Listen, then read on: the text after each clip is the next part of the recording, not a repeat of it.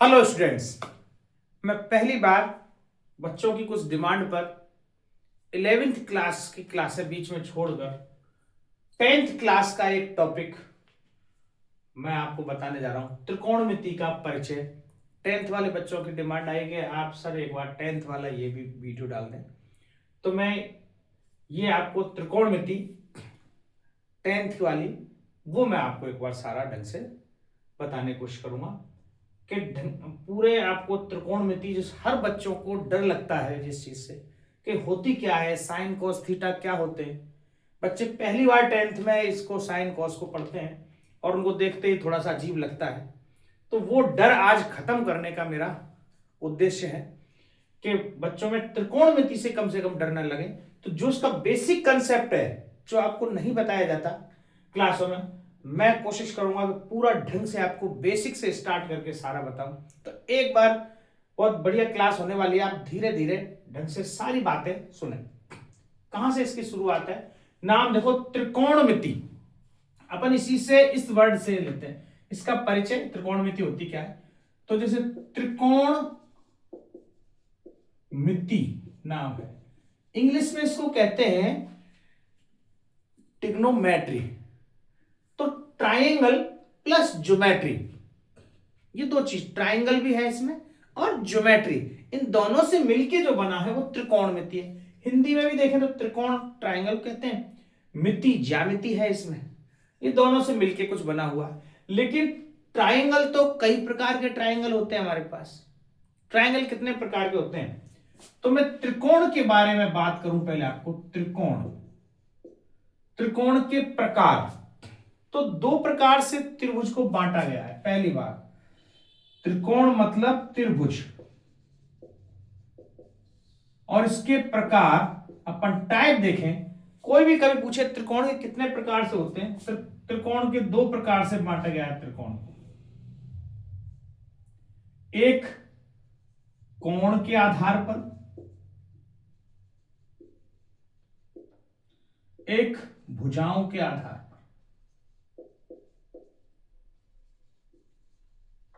पहले आपको एक बार त्रिभुज के बारे में परिचय करा दूं, फिर अपन त्रिकोणमिति के बारे में समझेंगे, क्योंकि त्रिभुज से रिलेटेड है सारा। तो त्रिभुज के बारे में आपको बेसिक कंसेप्ट भी क्लियर होना चाहिए कि त्रिभुज के कितने प्रकार होते हैं। दो प्रकार, एक तो कोण के आधार पर त्रिभुजों को बांटा गया, एक भुजाओं के आधार पर। तो कोण के आधार पर कितने प्रकार के त्रिभुज होते हैं?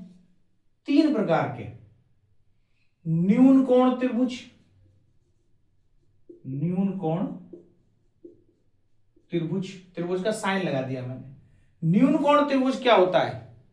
जिसमें सारे कोण 90 डिग्री से कम हो, वो न्यून कोण त्रिभुज कहलाता है। त्रिभुज के तीनों कोणों का योग, ये तो आपने पढ़ा है, एक त्रिभुज के तीनों कोणों का योग 180 होता है। त्रिभुज के तीनों कोणों का योग 180 डिग्री होता है। तो इनके तीन अलग अलग कोण भी होते हैं। तो यदि ये तीनों कोण 90 डिग्री से कम है तो ये न्यून कोण त्रिभुज है। दूसरा, अधिक कोण त्रिभुज,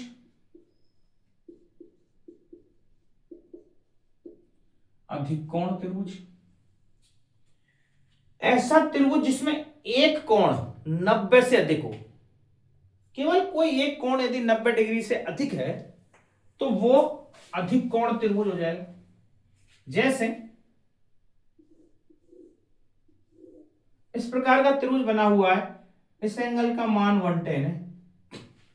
एक कोण मिल गया 90 डिग्री से, बाकी के 90 से छोटे होंगे। आप सोचो दो दो नहीं हो सकते क्या? दो कैसे हो सकते हैं? क्योंकि दो यूं नहीं हो सकते, 90 से एक ही बड़ा है। 90 90 180, 180 से ऊपर कैसे चले जाएंगे? तो इसलिए एक कोण, ऐसा त्रिभुज जिसका एक कोण 90 से अधिक है वो अधिक कोण त्रिभुज। तीसरा, समकोण त्रिभुज, समकोण त्रिभुज ऐसा त्रिभुज जिसका एक कोण 90 डिग्री का हो, यह समकोण त्रिभुज कहलाता है। समकोण त्रिभुज, ये कोणों के आधार पर त्रिभुज का वर्गीकरण। फिर भुजाओं के आधार पर, भुजाओं के आधार पर जिसकी सारी भुजाएं समान हैं, समबाहु त्रिभुज।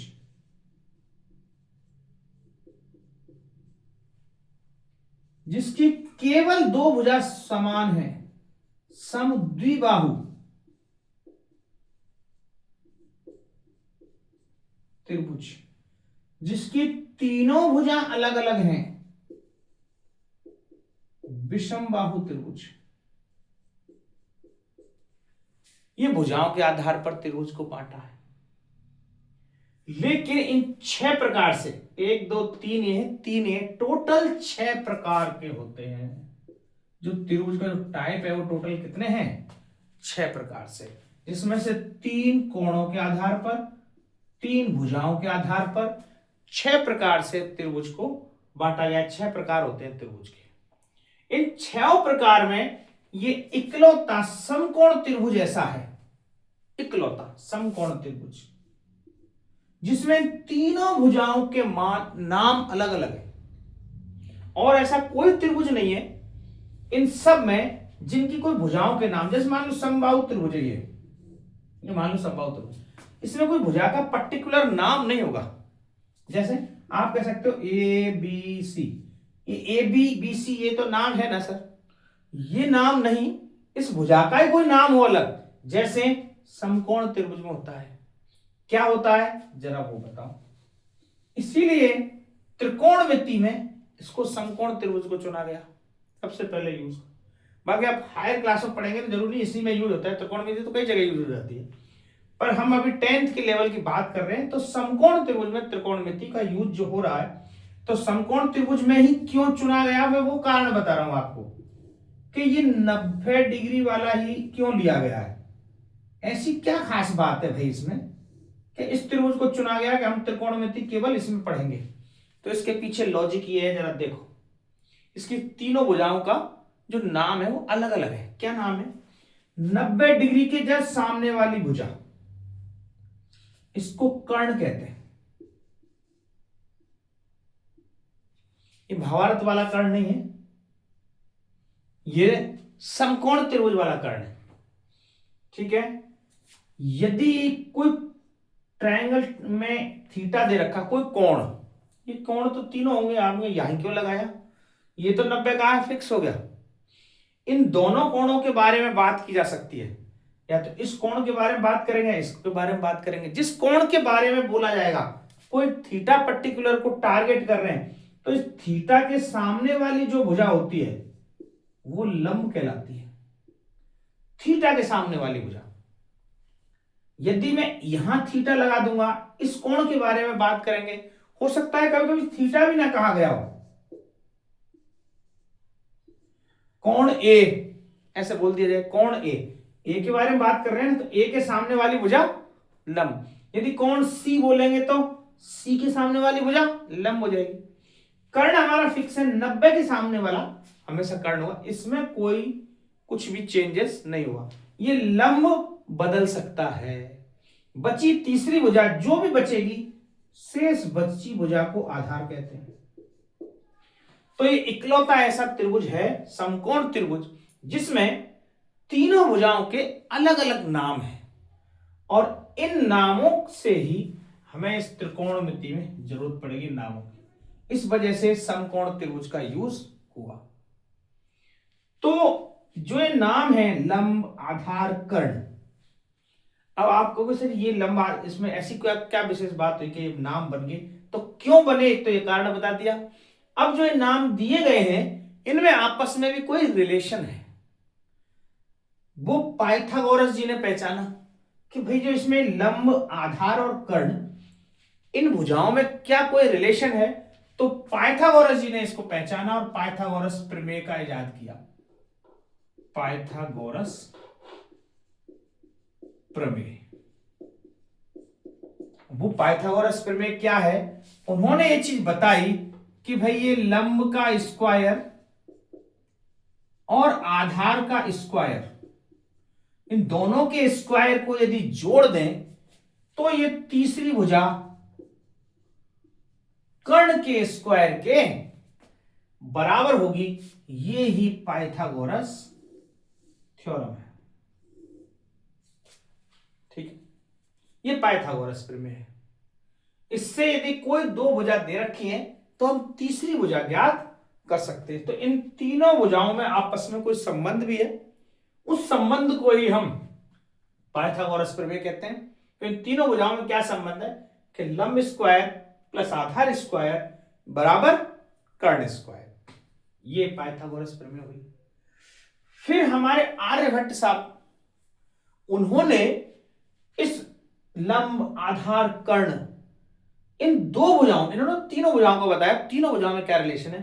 उन्होंने दो दो भुजाओं में अनुपात डिसाइड किए कुछ, कि यदि लंब और कर्ण का क्या अनुपात होगा, अनुपात निकालें, रेशियो निकाला जाए, इन लंब और आधार का क्या अनुपात होगा।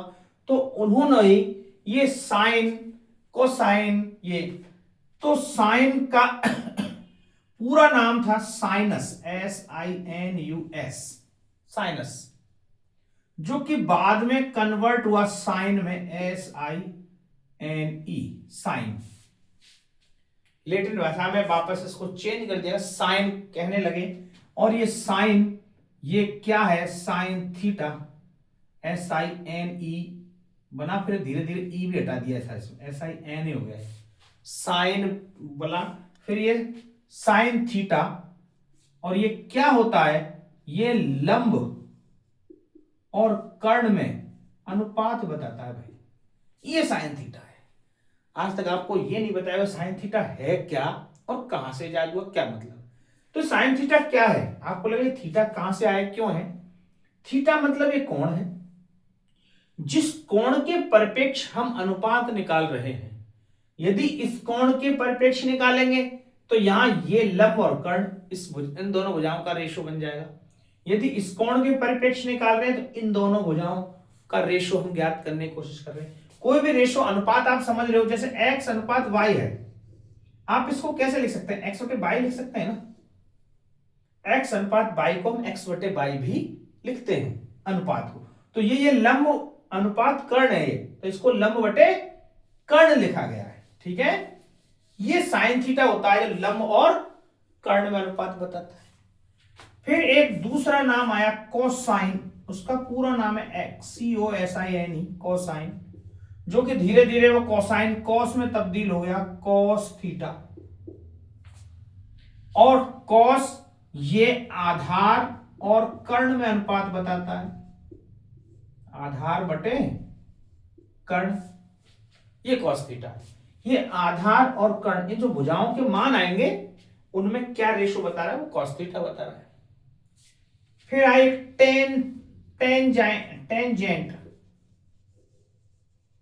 टेंजेंट, जो वापस ये टेंजेंट टेन बन के आया और इसका नाम टेन थीटा। और ये लंब और आधार में अनुपात बताता है,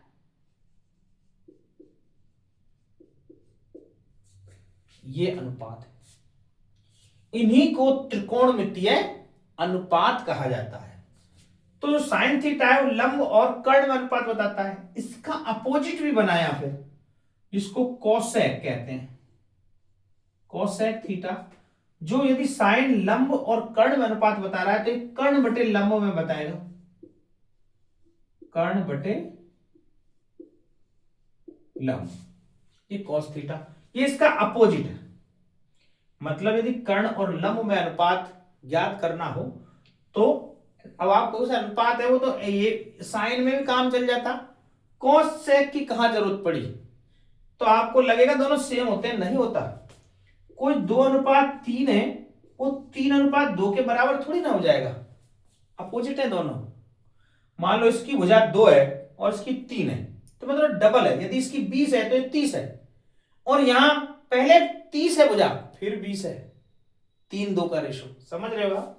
तो इसलिए दोनों एक चीज नहीं है, ये इसका अपोजिट है। कर्ण और लंब में जब अनुपात निकालना हो तो कोसेक थीटा। फिर कॉस का भी अपोजिट बनाया, फिर जब इसका अपोजिट है तो इसका भी, और इसका नाम रखा सेक थीटा, और वो है कर्ण बटे आधार।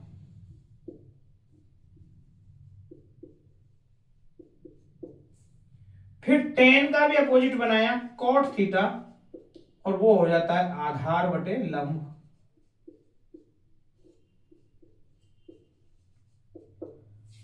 तो ये 6 पूरे ट्रिग्नोमेट्री रेशियो हैं अपने, 6 टाइप, जिसमें से 3 और ये 3 इसके अपोजिट, ये ही त्रिकोणमितीय अनुपात है। अब इनसे कैसे कैसे क्या पढ़ना है, क्या चीज निकालेंगे हम, कैसे अंदाजा लगेगा। तो साफ दिख रहा है इसमें तो दो दो भुजाएं दे रखी हैं, 2 भुजाओं का रेशो दिया हुआ है। तो कभी भी 2 भुजा दे दी जाए तो उससे हम तीसरी भुजा ज्ञात कर सकते हैं, बिल्कुल कर लेंगे। तीसरी भुजा ज्ञात करने से, क्यों तीसरी कहां से ज्ञात होगी, पाइथागोरस से। पाइथागोरस ये कहता है भाई इन तीनों भुजाओं में ये संबंध है, और कोई भी 2 भुजा दे रखी हो तो तीसरा इस पाइथागोरस के थ्रू हम तीसरी भुजा की ज्ञात कर लेंगे। तीसरी ज्ञात कर ली तो यदि कोई एक अनुपात हमें पता है तो हम बाकी के सारे अनुपात भी निकाल सकते हैं। बस ये ही इनका रोल है और कुछ नहीं। रही बात आपको ये चीज याद करने की कि आपने तो लिख दिया लंब बटे कर्ण, आधार बटे कर्ण, आपको याद है सारी चीजें, हम कैसे याद करें। तो इसका एक छोटा सा अलग अलग लोगों ने ट्रिक बना रखी है शुरू से, लाल बटे कक्का। आप ऐसे करके इसको छोटा सा याद रखने का एक तरीका मात्र है, साइन थीटा लंब बटे कर्ण, कॉस थीटा आधार बटे कर्ण, और टेन थीटा लंब बटे आधार, और इनका अपोजिट कर्ण बटे लंब कोसेक, सेक कर्ण बटे आधार, और कॉट आधार बटे लंब। ये लाल बटे कक्का यदि आप याद कर लेते हो तो ये चीजें आपको याद हो जाती हैं, थोड़ा सा जो कंफ्यूजन होगा वो मन में से दूर हो जाएगा। तो ये अभी आपका बेसिक कंप्लीट हुआ, इसको उतारें, फिर अब देखो इससे संबंधित कैसे कैसे सवाल आएंगे आपके, अपन वो हल करते जाते हैं और आपको बताते हैं कैसे करना है। ठीक है, नोट डाउन करें।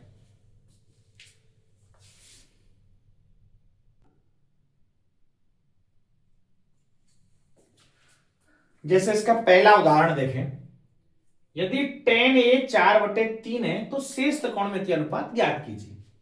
जब भी इस प्रकार के कोई सवाल आएंगे आपको सब में एक त्रिभुज जरूर खींचना है, क्योंकि जब तक आप उसका डायग्राम नहीं बनाएंगे आपको थोड़ा सा क्लियर नहीं हो पाएगी चीज, और बना देंगे तो बहुत अच्छा लगेगा। समकोण त्रिभुज ही तो बनाना है, एक बना दिया। यहां क्या बोला है, tan a, देखो कोई थीटा बीटा नहीं दे रखा, तो इसका मतलब इसका नाम है एबीसी त्रिभुज का। ये a हुआ, ये b हुआ और ये c हुआ। तो मतलब इस कोण के बारे में बात की जा रही है, tan a का मतलब उस कोण के बारे में बात कर रहे हैं। तो यदि इस कोण के बारे में बात कर रहे हैं तो पहले लिख लेते हैं, इस कोण के सामने वाली भुजा हमेशा ये लंब होगी, 90 डिग्री के सामने वाली भुजा हमेशा कर्ण होती है, ये फिक्स है। आप इनको पहचानना जरूर, 90 डिग्री के सामने जो भुजा है वो कर्ण है, और ये कोण के सामने जिस कोण के बारे में बात की जा रही है वो लंब है। तो फिर अपना बची कुछ जो भुजा वो क्या बन जाएगी, आधा। ठीक है, यहां तक कोई समस्या, बिल्कुल सरल है चीजें पहचानना। कैसे निकालेंगे, कैसे पता चला कर्ण 90 डिग्री के सामने। 90 क्यों है, ये मैंने बनाया है साहब 90, एक 90 कोण बनाना, कहीं बनाना मैंने यहां बना दिया। ठीक है, तो 90 के सामने ये हुआ, ये लंब और ये आधा। अब देखते हैं क्या चीज दे रखी है, इसमें दे रखी है tan a बराबर 4/, ये दिया हुआ है। हमने अभी पढ़ा था tan थीटा क्या होता है, लंब बटे आधार। तो ये तो दरअसल लंब बटे आधार होना चाहिए, लंब और आधार में रेशो बता रहा है, इसका मतलब इसका लंब तो 4 है और आधार 3 है। अब लंब जो भुजा है यह कौन सी है, BC। अपन सिस्टेमेटिक ढंग से लिख लें, आधार भुजा को अपन नाम लिखेंगे AB। तो यहां BC ये लंब है, ये तो 4 है, ये आधार AB ये 3 है। हमें केवल पहले एक AC और निकालनी है। तो ये AC आप पाइथागोरस प्रमेय से पाइथागोरस लगाएं,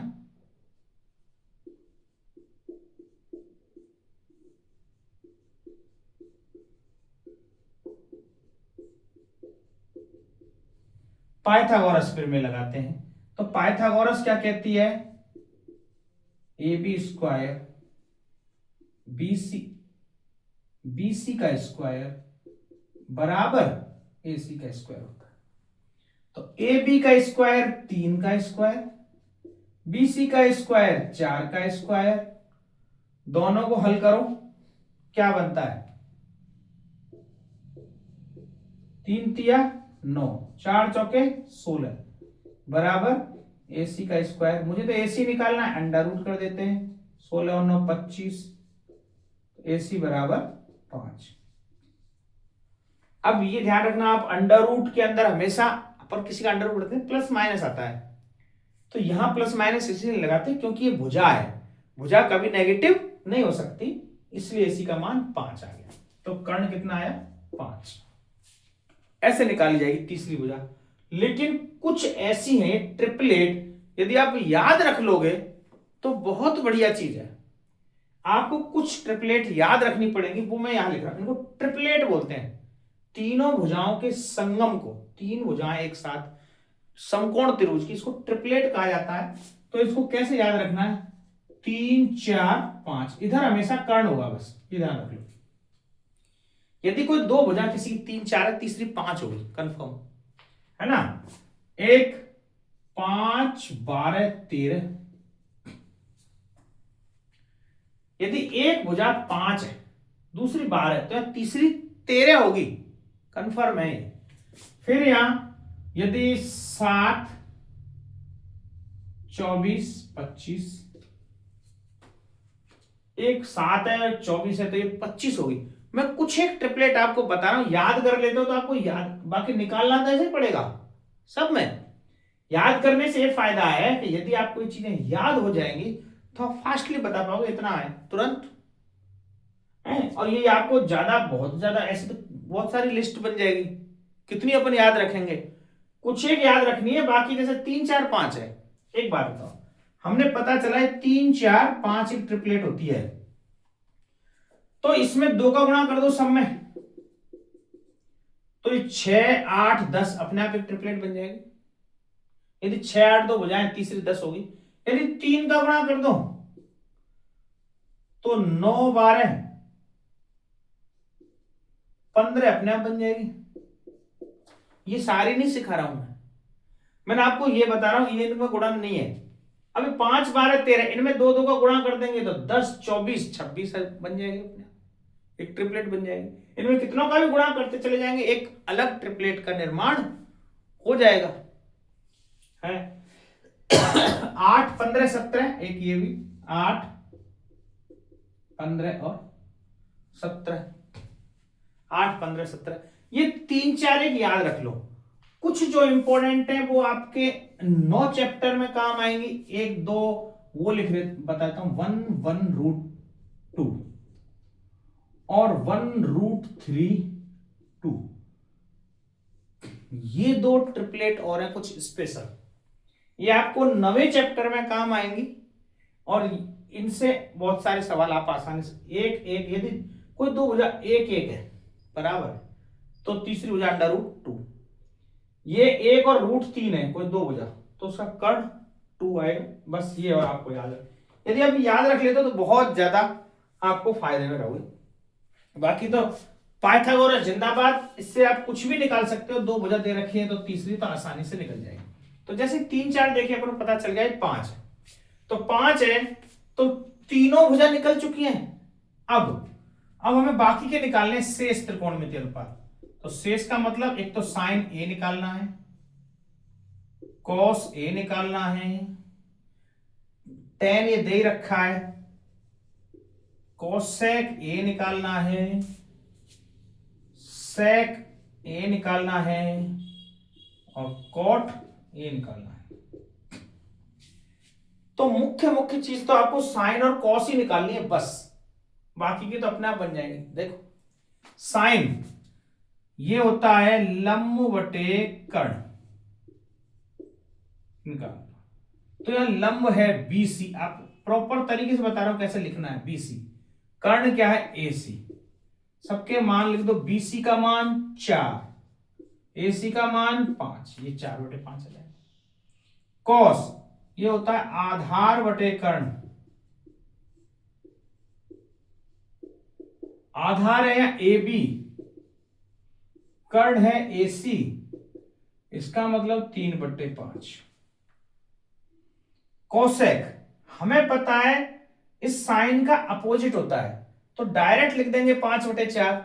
लेकिन पहला सवाल है, मैं आपको पूरा सिस्टम से कर्ण बटे लंब, कर्ण बटे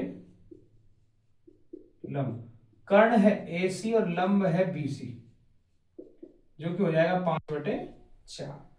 सेक हमें पता है कॉस का अपोजिट होता है, कॉस का 3/5 आया तो ये 5/3 होगा कंफर्म। लेकिन आपको ये लिख के आधार बटे कर्ण है तो ये होगा कर्ण बटे आधार। कर्ण है ए सी, आधार है ए बी, और ये आया आपका 5/3।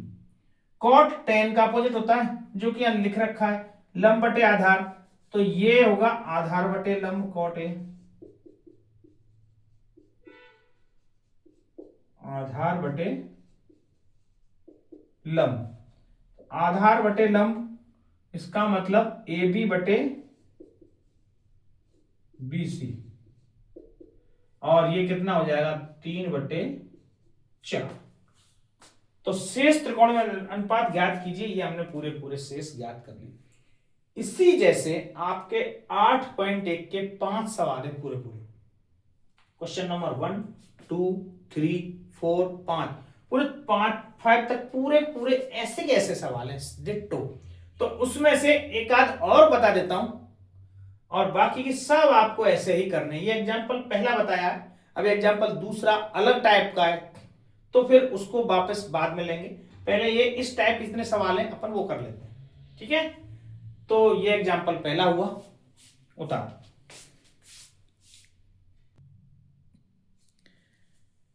ये 8.1 का आपके एक्सरसाइज का पहला सवाल देखो, इसी टाइप के सारे सवाल हैं, पहला और दूसरा। ये पहला ही जोरदार वाला अच्छा सवाल ठीक ठाक सब दिया है, आप देखो किस ढंग से ऐसे वो करना है। सीधी सी बात है, ऐसा दिया हुआ है ए बी सी त्रिभुज में बी समकोण है, साफ साफ कह दिया उसने कि बी समकोण है, तो आपको पहले एक ट्रायंगल बनाना है भाई। ये बनाया, इसमें बी समकोण है तो ये बी हुआ, तो यहां से ए बी और सी ऐसा लिख देता हूं मैं, वहां भी ये लिख सकता था, कोई बड़ी बात नहीं, क्योंकि इसमें ए बी 24 और बी सी 7 दे रखा है, तो ये छोटी है ये बड़ी है, तो थोड़ा सा इसमें दिए गए मानों का मान रखते हुए कि 24 है तो 24 जैसी दिखनी चाहिए ना, ये 24 हो गई, ये बी सी 7 है तो ये 7 हो गई। पहला काम तो हमें ये कि इसमें लिखे कौन कौन सी भुजाएं, समकोण के सामने वाली भुजा क्या है, कर्ण, ये कर्ण है, ठीक है। अब इसमें क्या लंब और ये भी लिखें, तो आप देखोगे हम कौन से कोण की बात कर रहे हैं। यहां पे तो साइन ए कॉस ए, यहां साइन सी कॉस सी, मतलब ए और सी दोनों कोणों के बारे में पूछा जा रहा है। तो अब हम फिक्स नहीं है कौन सा लंब है क्या है, जब एक के बारे में बात करेंगे तो ये लंब होगा, जब सी के बारे में बात करेंगे तो ये लंब होगा। बस आपको ये बात याद रखनी है ऐसे, ठीक है। तो हमें तो पहले तो पहला काम तीसरी भुजा ज्ञात करनी है, कर्ण ज्ञात करना है। तो कर्ण दो भुजा दे रखी है 7 24, अभी मैंने ट्रिपलेट लिखाई थी आपको, 3 4 5 7 24 25, 5 12 13, तो ये 7 24 कर्ण आप पाइथागोरस से निकालोगे तो ये 25 आएगा। हमें तो निकालना है तरीके से, निकालते हैं। पाइथागोरस क्या कहती है भाई, ए बी का स्क्वायर प्लस बी सी का स्क्वायर बराबर ए सी का स्क्वायर, ये पाइथागोरस ऐसा कहती है। तो 24 का स्क्वायर प्लस 7 का स्क्वायर बराबर ए सी का स्क्वायर। 24 का स्क्वायर 576 होता है, 4 चौके 16, प्लस 7 का स्क्वायर 49 होता है, ए सी स्क्वायर। 576 और 49 जोड़े तो 9 6 15 625 आएगा बराबर ए सी का स्क्वायर। तो ए सी बराबर अंडर रूट 625, अर्थात 625 का जो वर्गमूल होता है वो 25 होता है, तो ए सी का मान 25। पहला काम तो हमें तीनों भुजाएं ज्ञात करनी है। किसी भी त्रिभुज में दो भुजाएं दे रखी हूं, जो पहला काम है वो हमें तीसरी भुजा फाइंड करनी है। कोई भी दो वजह दे रखी हो, सिर्फ जरूर नहीं हमेशा यही दिया है, ये दो दे देंगे, ये ज्ञात करनी, तो इनको आगे पीछे कर कर आके अपन तीसरी वजह ज्ञात कर लेंगे। तो पहला काम तो ये तीसरी वजह ज्ञात कर ली।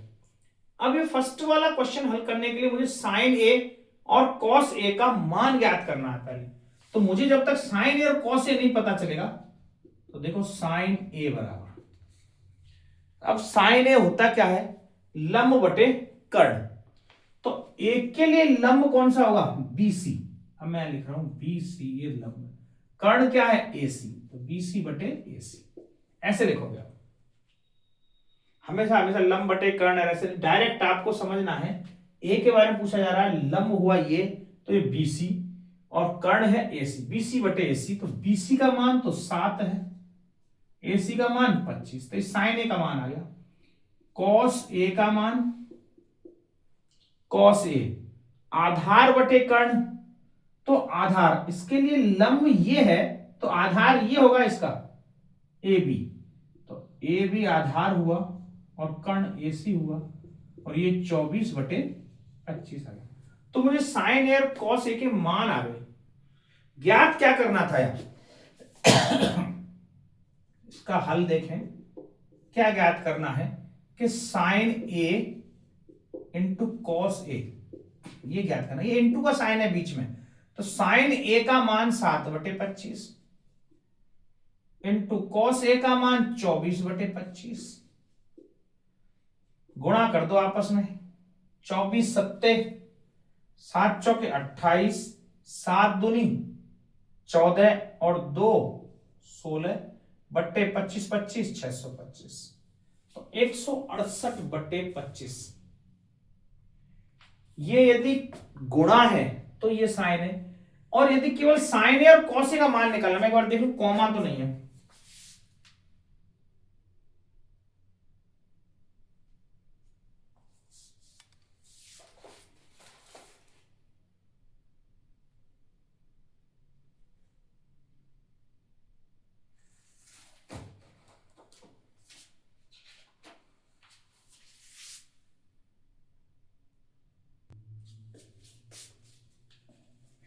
ये दरअसल डॉट जो मुझे दिखा ये कॉमा दे रखा है, हालांकि यदि ये गुणा दे दिया जाएगा तो आंसर यही बनेगा, लेकिन इसमें ऐसा दे रखा है साइन ए और कॉस ए के मान निकालने हैं, तो साइन ए ये रहा और कॉस ए ये रहा, ये तो और उल्टा सरल बन गया, तो गुणा करना ही नहीं था। मुझे उसमें डॉट दिखाई दिया, मुझे लगा ये गुणा है, गुणा नहीं है, कई सवालों में आएगा ये डॉट सा, तो उसमें गुणा का गुणा हो जाएगा, ठीक है। तो मैं करूं पहला ही सवाल इसमें डायरेक्ट गुणा दे दिया, हमें केवल मान निकालने हैं, इनमें कुछ भी ज्ञात करवा सकता है, sign A minus cos A ऐसा, sign A plus cos A ऐसा कुछ ज्ञात करना हो सकता है, इनका गुणा हो सकता है, हमें ये पहले ये निकालने आनी चाहिए, बाकी इनमें कुछ भी संबंध ज्ञात करना हो आसानी से निकाल लेंगे। फिर ऐसे ही साइन सी, फिर तो यहां आसानी से निकाल लेंगे साइन सी, साइन सी कैसे निकलेगा, अब देखो, तो सी के लिए लंब ये हो जाएगा, और हमें पता है लंब बटे कर्ण, तो साइन सी होगा ए बी बटे ए सी, और ए बी 24 है और ए सी 25 है। कॉस सी क्या होगा फिर उस स्थिति में, कॉस सी आधार बटे कर्ण, तो सी के लिए आधार ये होगा बी सी बटे ए सी, बी सी 7 है और ए सी 25 है, तो कॉस सी ए बन गया। ठीक है, बात समझ में आ रही है। तो कुछ चीज अपन को कुछ दिखी कि जब ये तीनों भुजाएं या ए और सी दोनों कोणों के लिए बात, तो जो साइन ए का मान है वो कॉस सी का मान है, तो यहां पे ऐसा कहा जा सकता है साइन ए बराबर कॉस सी। यदि सिद्ध करने को बोला भी जाता तो हम बोल देते भाई साइन ए और कॉस सी बराबर है, कॉस सी निकालो चाहे साइन ए निकालो, दोनों का मान एक ही आएगा। ऐसे ही कॉस ए निकालें चाहे साइन सी निकालो, दोनों स्थिति में मान बराबर आएंगे। इससे ये निष्कर्ष निकल के आ गया। ठीक है, ये आपका पहला सवाल हुआ। अब दूसरा सवाल और देखें, वो भी इस टाइप का ही है। बाकी के 3 सवाल आपको खुद से करने, फिर आगे के सवाल बताऊंगा। थोड़ी सी क्लास लंबी हो जाएगी, फर्स्ट बार में ये आपको बता रहा हूं, मैं चाहता हूं 2-3 क्लासों लंबी लंबी क्लासें लें, आपके बोर्ड के एग्जाम नजदीक आ रहे हैं, फरवरी में है, तो कम से कम ये चैप्टर तो मैं आपको 2-3 क्लासों में लगभग करा दूं पूरा पूरा, तो आपके अच्छे से समझ आ जाए। ठीक है, तो आप आराम से कुछ सवाल आप खुद कर सकते हो, जो बिल्कुल सरल सरल होंगे, मैं वही सवाल छोड़ूंगा और कोई से सवाल नहीं छोड़ूंगा। ठीक है, बता, ये सवाल नंबर दूसरा देखें, क्या आकृति 8.13 में ज्ञात कीजिए tan p minus cot r। ये आकृति 8.13 दी गई है बाकायदा, ये 8 पॉइंट आपके वहां छपी हुई है, आकृति 8.13 इस नाम से आकृति छपी हुई है। मैंने इसमें कुछ भी अपने हिसाब से ऐड नहीं किया, p को यहां रख दूं, r q 90 डिग्री बनाया है तो q 90 डिग्री है, p ऊपर है, r इधर है, और यहाँ tan p minus cot r ये ज्ञात करने के लिए बोला है। तो पहले भुजा दो ही दे रखी है, पहला काम तो तीसरी भुजा ज्ञात करना है, तीसरी भुजा QR ज्ञात करनी है। तो देखो तीसरी भुजा वापस वही हमारे पास तो पाइथागोरस थ्योरम है, तो पाइथागोरस क्या कहती है भाई, PQ का स्क्वायर प्लस QR का स्क्वायर बराबर कर्ण का स्क्वायर PR का स्क्वायर, ये होता है। हमें तो यही पता है सारा जुगाड़ पानी में। तो यहाँ PQ कितना है देखो, बाकी शॉर्ट मैंने तुम्हें बताए हैं, यदि तुम्हें वो याद रहे, 12-13 दिख रही भुजा, मैंने ट्रिपलेट बताई थी 5-12-13, तो इसका मतलब 5-12-13 ये 5 आएगा, कंफर्म है बात। यदि आप ये याद रख लें तो तुरंत 2 टप्पे में हल कर दोगे, है ना। ठीक है, अपन को याद नहीं रह पाती सारी चीजें, तो आप तो वापस हमारे पास तो सॉल्यूशन है हर चीज का।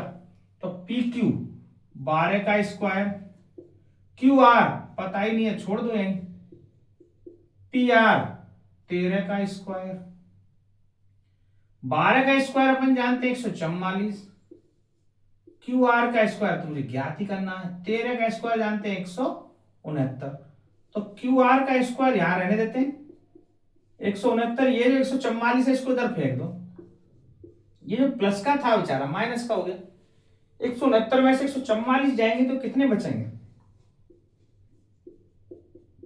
25, 69 में से 44 25 बचे, तो हमें तो QR निकालना है, तो 25 का अंडर रूट करना पड़ेगा जो कि मान आता है 5, और मैंने आपको बता दिया ये 5 ही आएगा, तो 5-12-13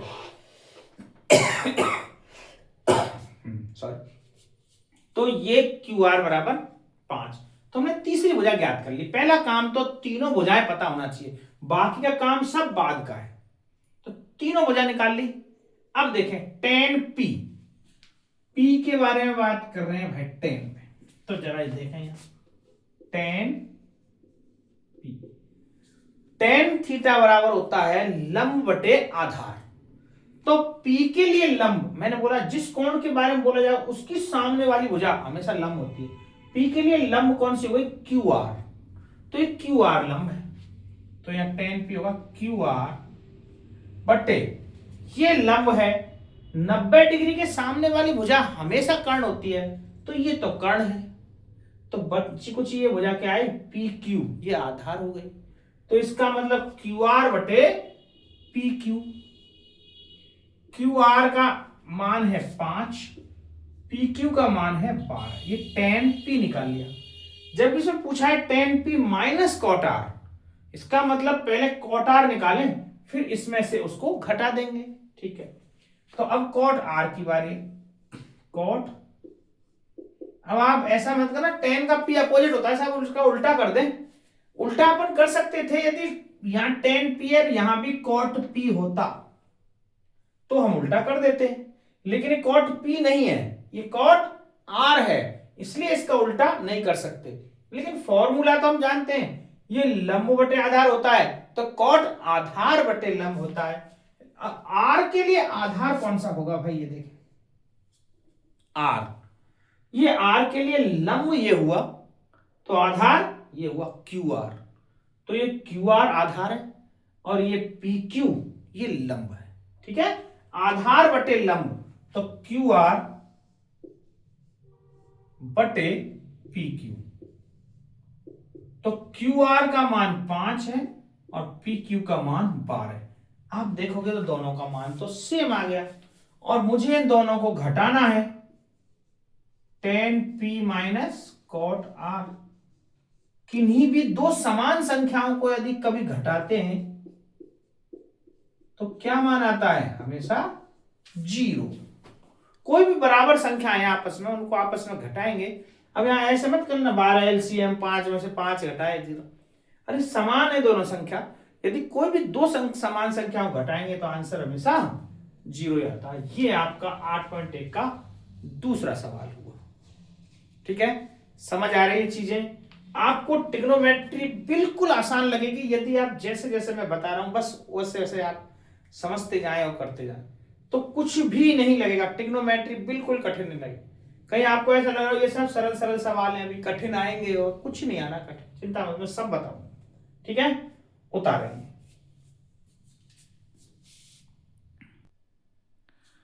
अब तीसरा सवाल बिल्कुल सरल है। तीसरा और पांचवा ये दो आपको मैं होमवर्क के लिए छोड़ रहा हूं। चौथा सवाल एक बता देता हूं, ये इसी जैसे है, जैसे चौथा है वैसे तीसरा और पांचवा है। इसमें थोड़ा सा ये 15 cot a बराबर 8 ऐसे दिया हुआ है। सब में 3/4 5/6 8 ऐसा कुछ दे रखा है सब में। यहां 15 cot a बराबर 8 ऐसा दिया हुआ है। तो देखो 15 cot a, तो आप ऐसे लिखेंगे ना cot a को, तो cot a बराबर 8/15। मैंने जो संख्या है इसका पक्षांतरण कर दिया, उधर लिख दिया। तो पहला काम हम एक चित्र बनाते हैं।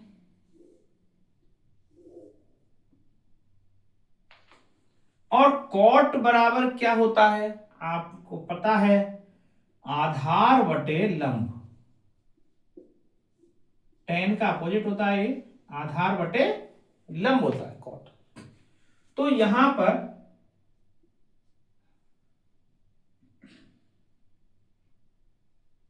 a, क्योंकि इसमें a लिख रहा है एंगल, तो मैं b और c ऐसे बना लेता हूं। b इसमें समकोण बना दिया, ये a हो गया। इस कोण के बारे में बात हो रही है तो इसका मतलब ये पता चल गया मुझे, ये लंब है, तो ये आधार होगा। और ये वाला कर्ण, क्योंकि 90 के सामने वाली भुजा है। तो आप देखोगे आधार 8, तो यहां पे तो 8 लिख देता हूं। लंब 15, यहां पे 15 लिख देता हूं। ज्ञात करना है कर्ण। कर्ण का वापस पाइथागोरस थ्योरम, AC स्क्वायर बराबर AB square plus BC square. AB कितना है? 8 का स्क्वायर। BC कितना है? 15 का स्क्वायर। 8 15 17 शायद मैंने वो बताया था, 7 15 17 बता दिया, वो 8 15 17 शायद, अभी देख लेते हैं। 8 15 17 होता है, उसमें एक ट्रिपलेट बताई थी मैंने 7 15 17, जबकि वो 8 15 17 है। तो 8 और 15 ये कर्ण 17 आएगा मेरे हिसाब से। अब यह देख लो, यदि आपको याद आ जाएंगे तो वो उसमें 7 लिख दिया था, करेक्शन कर लेना। 8 15 17, 8 का स्क्वायर 64, 15 का स्क्वायर 225, इनको जोड़ेंगे तो 289, और 289 का जो अंडर रूट करते हैं, क्यों क्यों करते हैं अंडर रूट? AC स्क्वायर है, ये भी AC स्क्वायर है, यहां पे AC स्क्वायर आया है, और मुझे इसमें AC प्राप्त करना है तो अंडर रूट कर दिया, जो की वैल्यू आती है 17 की 289। तो ये कर्ण क्या प्राप्त हो जाएगा? 17। तो 8 15 17 जो ट्रिपलेट बताई थी, 7 15 17 बता दी, 8 15 17 उसमें मिस्टेक। ठीक है, तो आप याद रखोगे, करते करते याद हो जाएंगी चीजें ऐसे। तो ये देखें 8 15 हमने कर्ण निकाल ली 17, तो ये, और जो मैंने बताया लगभग उन्हीं ट्रिपलेटों में से सारे मान आने हैं, उनसे कोई बाहर कुछ नहीं आना, इतना ही है। तो ये तीनों भुजा प्राप्त हो गई। अब अपन को साइन A ज्ञात करना है, तो साइन A होता है लंब बटे कर्ण, साइन का फॉर्मूला लंब बटे कर्ण, और यहां लंब है BC, कर्ण है AC, BC है 15 और कर्ण है 17। ये साइन A का मान हो गया, और सेक A बोला है, सेक A। तो आप सबका याद रखने के बजाय मैंने बोला साइन कॉस टेन, 3 याद रखने। लंब बटे कर्ण, कॉस का होता है आधार बटे कर्ण। आपको ऐसे याद रखना है कि सेक कॉस का उल्टा है। तो आधार बटे कर्ण होता है कॉस, तो ये कर्ण बटे आधार, ऐसे आप याद रख पाओगे, कर्ण बटे आधार। तो कर्ण क्या है, यहाँ AC है, आधार क्या है, यहाँ AB है, AC की वैल्यू 17, AB की वैल्यू 8, और ये आपका सेके का मान आ गया। इस टाइप से कुछ भी मान निकाले जा सकते हैं, फिर इनमें कुछ भी गुणा करवा दे, जोड़ दे, घटा ले, स्क्वायर करना हो, फिर आप आसानी से कर सकते हो। आपको तो बस ये वैल्यू निकालनी आनी चाहिए, ये वैल्यू निकाल ली तो आप चाहे इनमें कुछ भी कि साइन स्क्वायर, अब ऐसे कुछ बना दे जबरदस्ती कि साइन स्क्वायर ए इंटू कॉस सेक स्क्वायर ए, ऐसे बना दे। दोनों का स्क्वायर करके गुणा करना ये कह रहा है, दोनों को ऐड करने को बोल दे, स्क्वायर करके ऐड करना है, ऐसा बोला गया है। मतलब इनमें कुछ भी संबंध कैसे भी बनाया जा सकता है। तो आपके 8.1 के 1 2 3 4 5, तीसरा और पांचवा सवाल मैंने छोड़ा है, वो आप खुद से कर सकते हो। 5 क्वेश्चन तक आपके ये कंप्लीट। छठा क्वेश्चन फिर एक अलग टाइप का है, वो आप बता। ये छठा सवाल देखें एक बार कि यदि किसी त्रिभुज एबीसी में कोण ए व कोण बी न्यून कोण है, आप समझ रहे हो, 3 ही तो कोण होते हैं त्रिभुज में, जिसमें से 2 कोण न्यून कोण बोला है, ए और बी, तो जो तीसरा कोण होगा वो समकोण होगा। इस बात से ये पता चल रहा है यदि cos A बराबर cos B ये दे रखा है तो सिद्ध कीजिए कोण A बराबर कोण B। यदि cos A cos B बराबर है तो बताइए कोण A और B है वो भी आपस में बराबर होंगे, ये सिद्ध करना।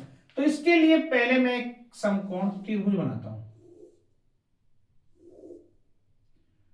तो यहां A और B को न्यून कोण बताया, तो ये तो A हो गया और ये B हो गया, तो इसका मतलब समकोण होगा वो C होगा, ये तय हो गई। ठीक है, जो C समकोण है तो एक भुजा कन्फर्म है कि कर्ण तो ये होगी भाई, और की पता नहीं, लंब वंब क्या होंगे वो बाद की बात है। कर्ण हमने फिक्स कर दी, AB कर्ण होगी क्योंकि 90 के सामने वाली भुजा कर्ण है। अब मान कोई दे नहीं रखे, इसमें दिया हुआ क्या है, cos A बराबर cos B। ये देखें जो दे रखा है आपको वो क्या दे रखा है, दिया है cos A बराबर cos B, ये दिया हुआ है। अब जरा यहां से देखो, तो cos क्या होता है, आधार बटे कर्ण। तो यहां A के लिए आधार कौन सा होगा, ये तो लंब होगा, आधार ये होगा AC, और कर्ण हम पहले निकाल चुके हैं AB। तो cos A को कैसे लिख सकता हूं, ये है कर्ण बटे आधार बटे कर्ण, तो आधार है AC बटे कर्ण है AB, तो cos A की जगह लिख दिया मैंने AC बटे AB। cos B के लिए देखो, जब हम B की बात करेंगे इसके लिए जो आधार होगा ये तो लंब हो गया, आधार होगा BC, आधार बटे कर्ण, तो यहां होगा ये BC बटे AB। बोलो ये बात कुछ समझ में बैठी है या नहीं, क्योंकि हम जानते हैं, आप ब्रैकेट में लिख दें, चूंकि cos थीटा बराबर होता है आधार बटे कर्ण, cos थीटा आधार बटे कर्ण होता है, दोनों में cos है, तो यहां आधार A के लिए तो आधार ये है, B के लिए आधार ये है, तो AC बटे AB और BC बटे AB। तो हम देख रहे हैं दोनों के नीचे AB है, बराबर है, इसका मतलब ये भुजा तो इससे कट जाएगी, जो ये कट जाएगी भुजा तो आएगा क्या, AC बराबर BC। तो इससे तो ये पता चल गया मुझे, जो AC भुजा है ये भुजा इस BC भुजा के बराबर है।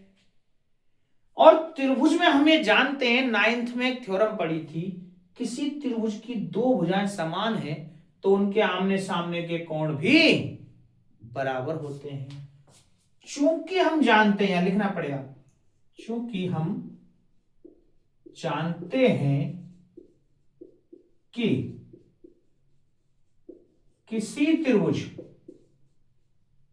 ये समकोण त्रिभुज की बात नहीं हो रही है, कोई भी त्रिभुज हो, मैंने एक खींच दिया ऐसा छोटा सा, ये कोई समकोण त्रिभुज नहीं है, मुझे पता है ये भुजा और ये भुजा बराबर है, तो ये बात तय हो गई कि इनके आमने सामने के कोण भी बराबर होंगे।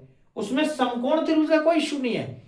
किसी भी त्रिभुज की दो भुजाएं यदि ये दोनों बराबर नहीं है, मान लो ये दोनों बराबर है, तो इनके आमने सामने के ये कोण बराबर होंगे। तो किसी भी त्रिभुज में यदि दो भुजा बराबर होती हैं तो उनके आमने सामने के कोण भी बराबर होते हैं। ये एक 9th में प्रमेय है। ठीक है, तो ये थ्योरम का अपन उपयोग कर रहे हैं। हम जानते हैं कि किसी त्रिभुज में आमने सामने की भुजाएं बराबर होती हैं तो सम्मुख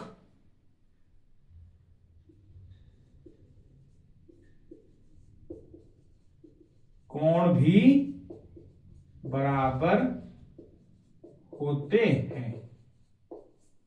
तो जब ये AC और AB ये बराबर हैं तो इनके जो कोण है आमने सामने के A और B, इसीलिए कोण A बराबर कोण B होगा।